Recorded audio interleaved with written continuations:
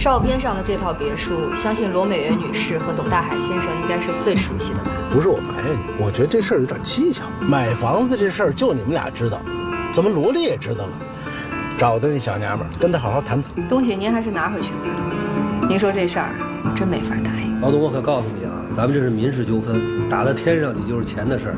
你这叫明目张胆的贿赂对方的律师，这个要落实了，你是要负刑责的。董哥，其实用不着这么复杂，您就找几个朋友，信得过的啊，写一个借条给他们，让他们拿着条去找苗女士，让她还钱。这离婚前的财产得分配，那债务也得分配啊。她要是不还，你就让他们拿着条去法院告她。她不是喜欢打官司吗？天天让她打。好，我处理这事儿。哎呦，那董哥，我送送你。小刚。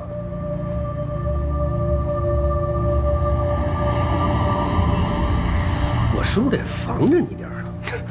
知道您什么意思啊？你最近给客户出的主意，可都够毒的。您敢说这些个法子您脑子里没想过？我这不是怕您不好意思开口吗？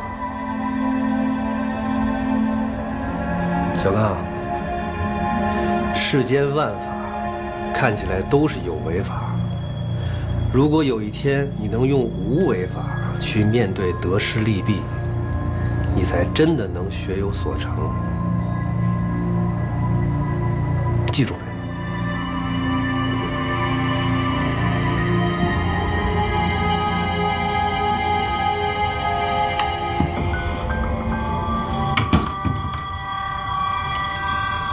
老婆都无为没了，再无为就饿死。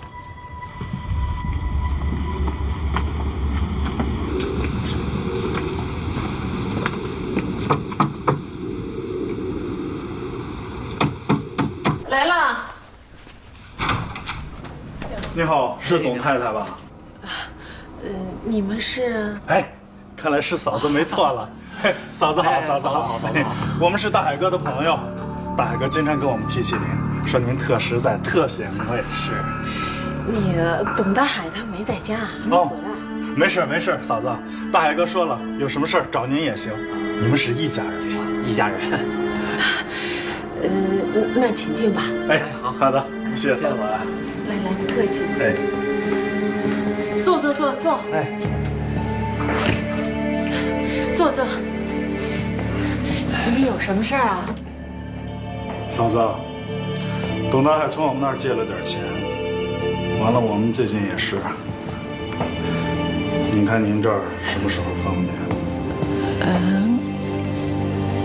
多少钱啊？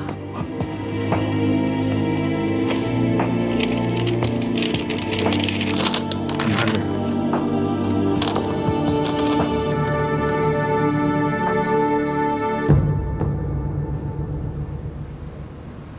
2000万？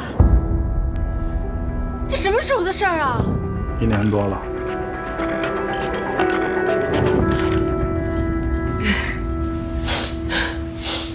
你说，他们非逼着我替董大海还钱，他们说要是我不还的话，他们就到法院去告我。他们说手上有欠条，你知道吗？有欠条。可是，为什么呀？凭什么呀？为什么我要替董大海还钱呢？那钱董大海什么时候借的，我根本就不知道，你知道吗？那钱我1分钱我也没花着啊！董大海都把那个钱给那小三儿，给那罗美艳，给他花了，你知道吗？跟我没关系。你说，这董大海他现在怎么就变得这么坏呢？啊？为什么？可能他不想死得太难看吧，所以才出这样下三滥的手段。我告诉你吧，他让人来逼着我还钱，我知道为什么。他就是为了逼我，逼着我让步，你知道吗？可是我凭什么要让步？我为什么要让步？我才是受害者呀，是不是？咱们这样，我告诉你啊。在没有罗美妍之前吧，就是我和我们家董大海，我们俩可。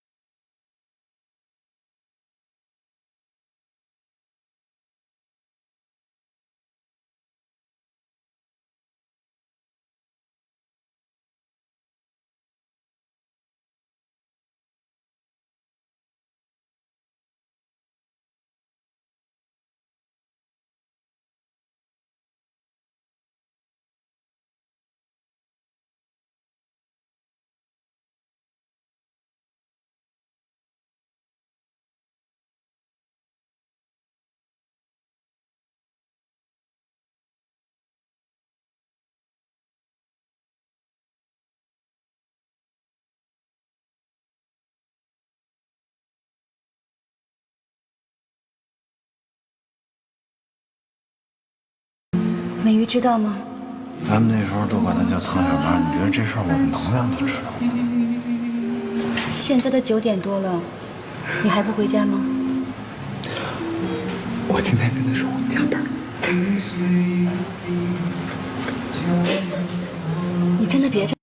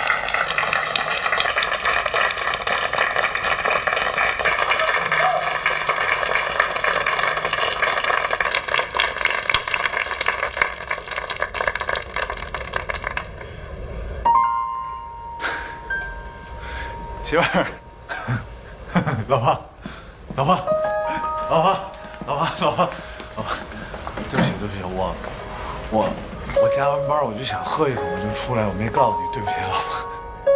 没事儿啊，我刚好路过，看到你的车，就进来看看你。你不生气是吧？抱我。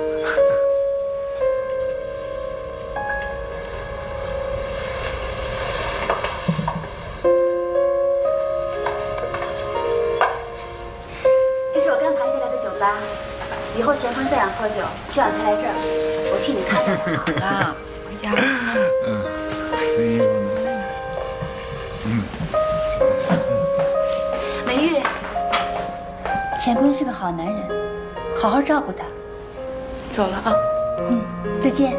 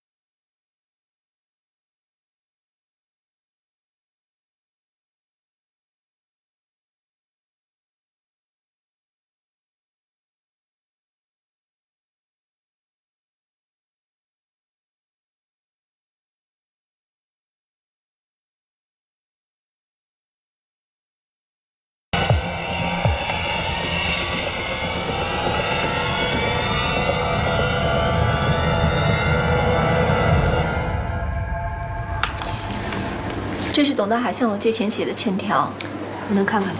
这是复印件，原件已经做了公证。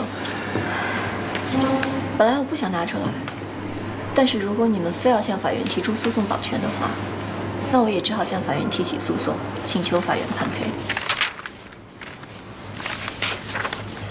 这借款一共是8000万。当时借钱的时候，董大海还没有离婚。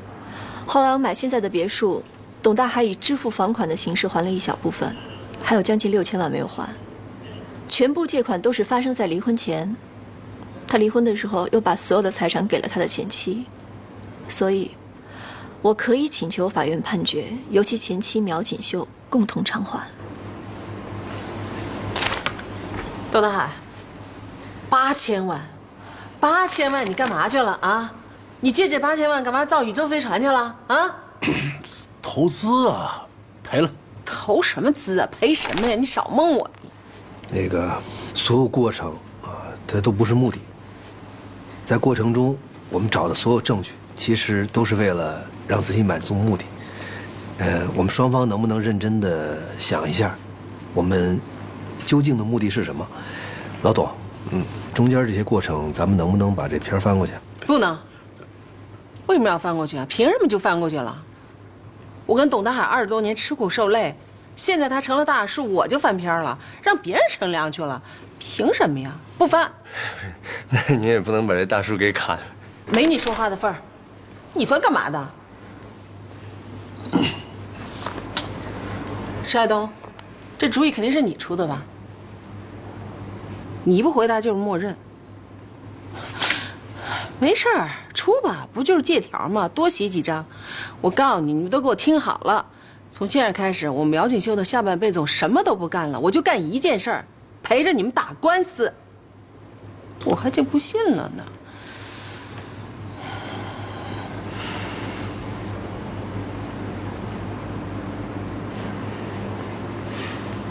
池律师，出来一下。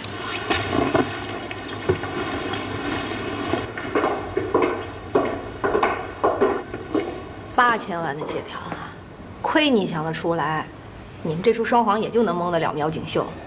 哎，这种借条你敢拿到法庭上去吗？你那么大一个律师，你不知道这种行为叫做伪证，叫讹诈吗？事先声明啊，这8000万的借条我不同意，董大海这么做是他没脑子。但是你站在董大海的立场想想，他不就是想离婚吗？对吧？他之所以给苗锦绣下这么个套，就是想把自己的损失降到最低。这个他在经济上没有亏待苗锦绣呀。你们倒好，这一竿子撸到底。你把这个罗美元的房子一捅出来，对于他来讲意味着他隐匿和转移资产。你们如果再对他的资金申请一个财产诉讼保全，不是把他往死路上逼啊？我们做的都是合理合法的事情，我们也只做了自己应该做的事情。我就是想提醒你，这董大海他是一个糙人，逼急了他什么事儿都做得出来。如果他真做出一个两败俱伤的事儿，咱们都下不了台。石海东，你这算是在威胁我了。你能不再给你的当事人出那些歪招吗？一会儿上门恐吓，一会儿送表，今儿又冒出18000万，你的路数还都一样哈。你下次能换点新鲜了吗？我也提醒你了，你再有下一回，也别怪我不客气了。甭等下一回，那你现在就让苗锦绣去告董大海做伪证，好吧？你把董大海和我都送到监狱里去。你作为苗锦绣的代理律师，你干嘛不认真想想你的当事人要什么呢？我怎么做律师，不用你来教我。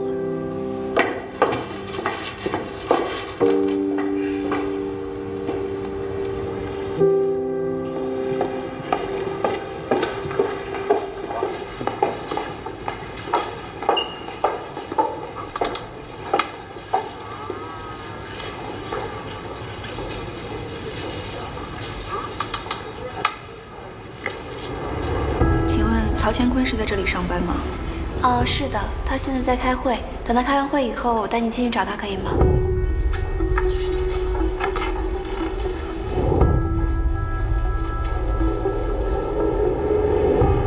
曹乾坤，你给我出来！我知道你在里边，别躲着我，躲得了吗？你不能进去。出来！别拦着我！到底藏哪儿了？曹乾坤，曹乾坤，别以为找不着你，我告诉你，今天非得把你揪出来。在哪儿？给我出来！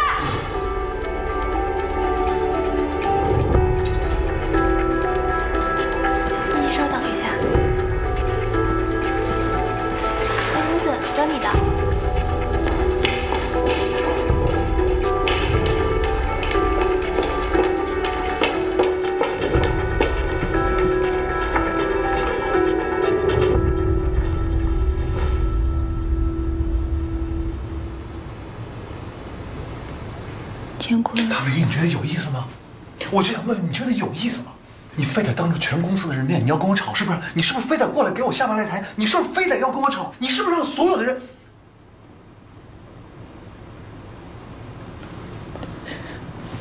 我说媳妇儿，媳妇儿，你别哭啊，媳妇儿。我错了，我错了，媳妇儿，我错了，对不起，不哭了好吗？对不起，媳妇儿，对不起好吗？啊，不哭了行吗？老公，这段时间你很反常，我是怀疑你，也跟踪过你。我一直以为你一定是在外面背着我做了对不起我的事情，可是我今天才知道我好失职啊！你工作上遇到这么大的波折，你每天见到我，你还要在我面前强颜欢笑，为了不让我担心，我知道你每天都假装正常上班，为了省钱，开车到地铁站，坐地铁，我还总让你给我买这样那样的奢侈品，我真的是太不好了，老公，你为了我，为了这个家，你做了这么多的事情，我呢，我什么都没有帮到你，还是我身边的好朋友石江支援你。石江，我不知道应该说些什么，但是真的特别感谢你能够给我找了一个这么好的工作，谢谢你。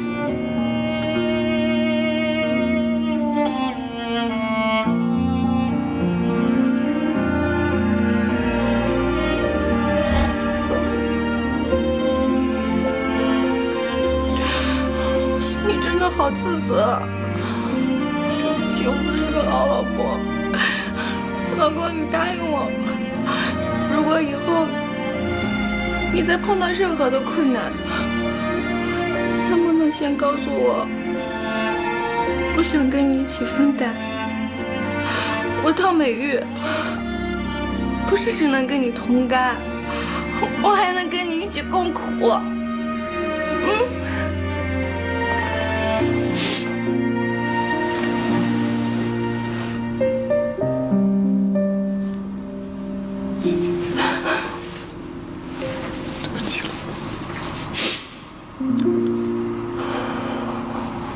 就是上次我见着那女的，怎么认识的？我、美玉、石江，我们仨原来就认识，而且那个时候石江他就挺喜欢我的。后来去了美国肯定就没联系了嘛。那时候呢，前段时间回来了，回来之后就，哎呀，我也不知道怎么就好上了。他跟你老婆都认识啊？啊，你打算怎么办？我不知道，所以了才来问问你。不是要离婚吗？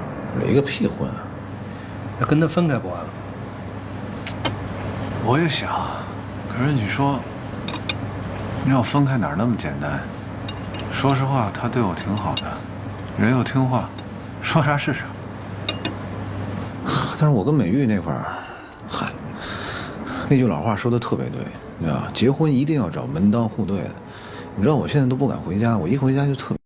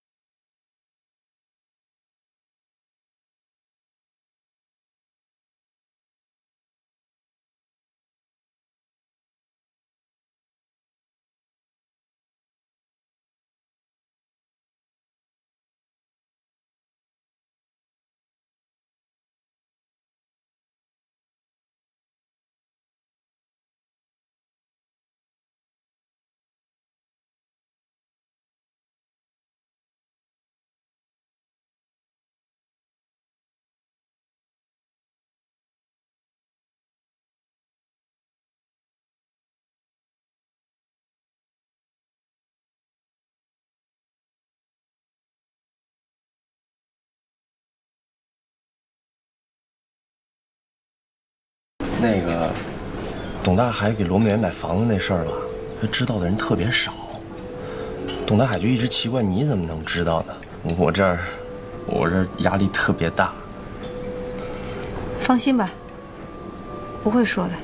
我知道你不会说的，可是我过不了我自己这关。我最近特怕见着迟海东，我也特怕见着董大海。其实我想跟他们坦白来着，可是我怕我说出来，人万一不原谅我，可怎么办啊？而且吧，我那会儿我真不是故意的。不瞒你说，我都想换工作了。我是吗？那你找好地儿了吗？我一毕业就跟着迟海东，我认识的人太少了，而且你也知道咱们这圈就这么大。我要是去别的律师事务所吧，我要是进去了也就算了，我没进去，再让迟海东知道了，那就更不好了。行，那我帮你留意着，回头有合适的，我会给你推荐的。哟，姐，那我可得好好谢谢你啊！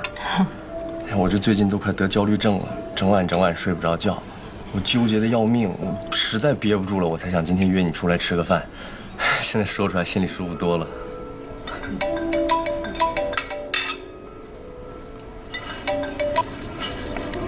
喂，妈。哦，你上车了哈？行，明儿早上我接你去啊。好嘞，拜拜。阿姨要来啊？那我找个车去接吧。不用了。不是，车站现在打车太麻烦了。我上回去接一个朋友，打车打了1个小时，而且你说这么大冷的天，风又这么大，老人家受不了这罪。那方便吗？方便怎么能不方便呢？不方便也得方便，不是吗？那个是明天一大早的车吧？那谢了。没事儿。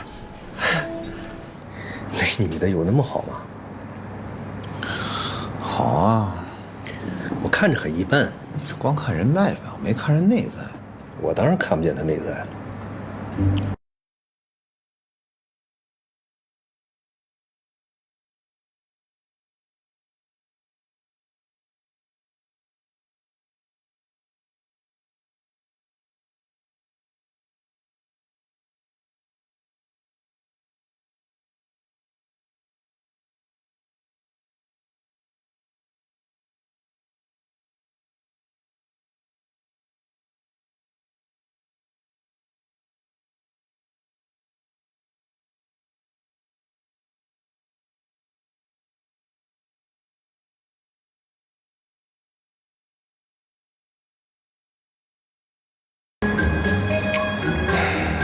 看来你只有挥刀自宫这一条路，你烦不烦？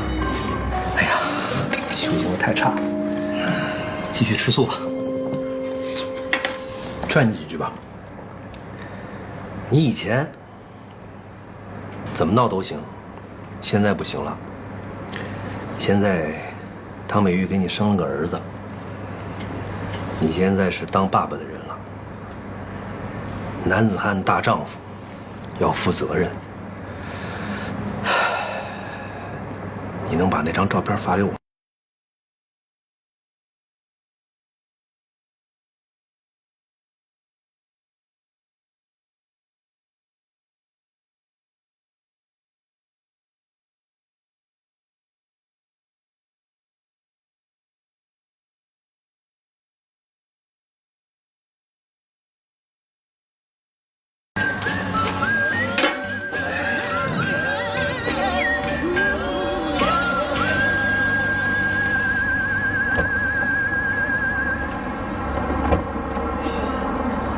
姐，那我明天早上7点钟过来接你，我们早点去，我怕堵。好嘞，我等你电话啊，拜拜。拜。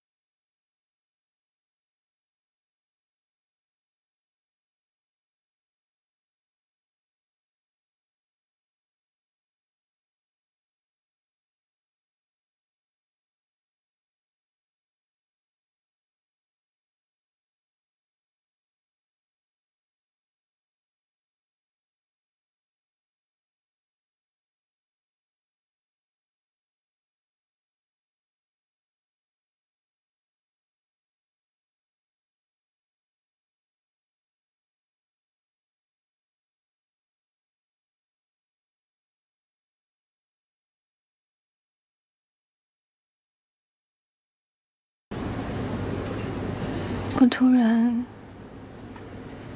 想起了我们俩第一次好的时候。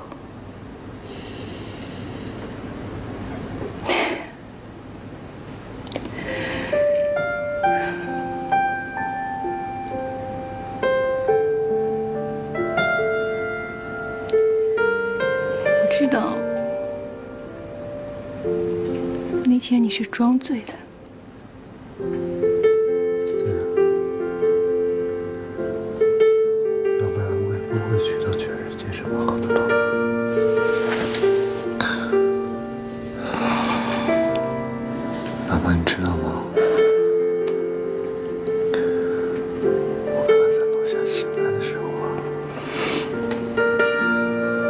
咱们家里好多声音，空调的声音，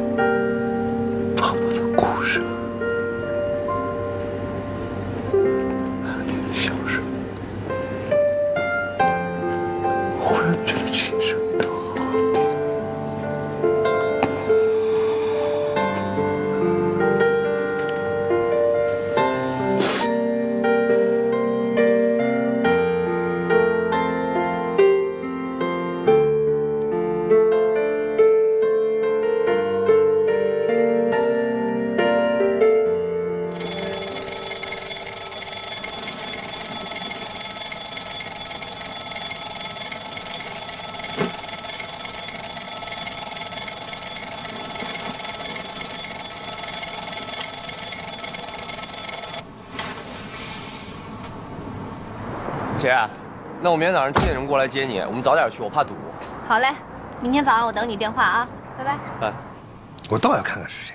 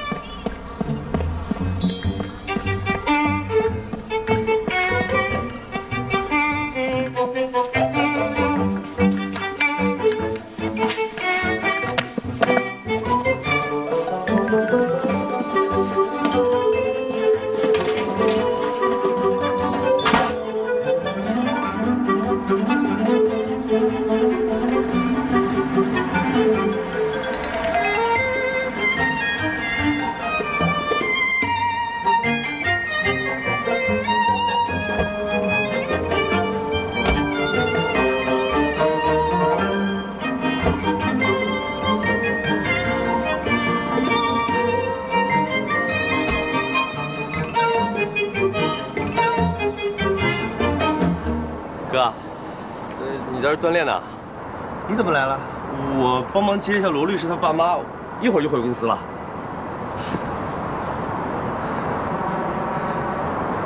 哪儿来的车？这公司车不能用，我借了一辆。哥，那个我一会儿折回来接你吧。来得及吗？我尽量。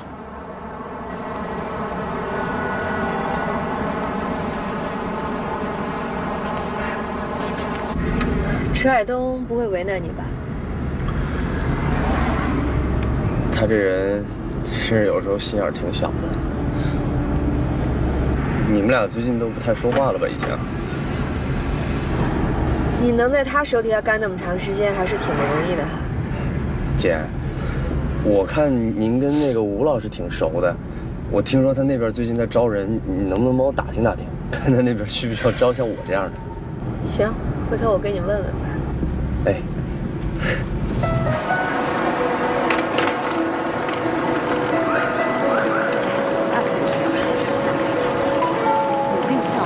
阿姨，我没有。那你没有？没有。车在哪儿？你可真行！你刚才站台上就问这问那，我没好意思说你。人家一普通朋友，你问这干嘛呀？得了吧你！普通朋友啊，跑到火车站来接你爸，接你妈。妈就是一天到晚瞎操心。那都像你那样不操心。是。我觉得他有点老年抑郁。您北京有没有好一点的精神病院带他看看去？不管你啊，你才抑郁呢啊！我这家哎，我在这家我能不抑郁吗？你说要不是我活着，你爸早就黄昏恋了。不是，你说你这……行，那箱子。哎呀，我说我们家呀，该练的不练，这不该练的完了瞎练。妈呀！你在外边给我点面子吧，好歹这也是伟大的叔叔，咱出点富回家吵去。我说行，叔阿姨，别上车。好的，我坐前面。你跟闺女走后边。我可以跟人家聊聊，我问问。亲爱的妈妈，上车吧。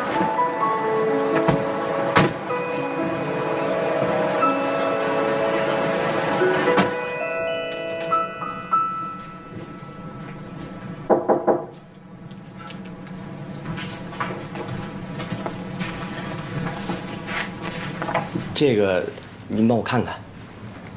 我大伯，他在北京无儿无女，然后想说我给他养老，将来把这房子过给我。你接回来了？罗丽爸妈，啊，接回来了，我都送家里去了。路上太堵了，我刚才就没来及去接您。他怎么会想起让你去接他爸妈呢？我也觉得纳闷啊，他最近总是约我这事那事的，我不知道。小刚，罗美元房子的事儿，会不会是你跟罗丽聊天的时候无意中提到过？这个绝不可能，我跟他在一块儿，但凡他提到案子，我一个字儿我都不会提的。